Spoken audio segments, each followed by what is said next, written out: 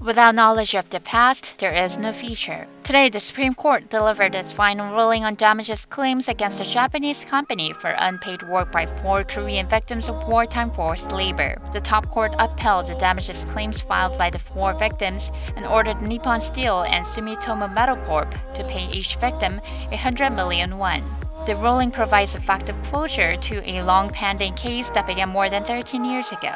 In 1997, 2 elderly victims lodged a damages suit with a Japanese court. However, they lost the suit in 2003 as the highest court in Osaka ruled that a merged entity is not obliged to take on financial liabilities of its former company.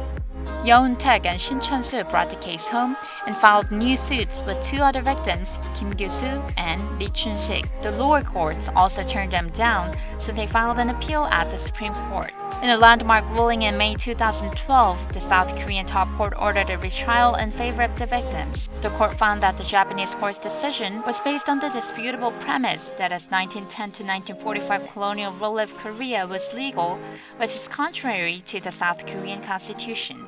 Tokyo maintained that a 1965 lump sum payment that normalized ties between the 2 countries settled the issue of individuals' right to seek compensation, but the Seoul's top court ruled that the bilateral treaty does not terminate individual rights to damages.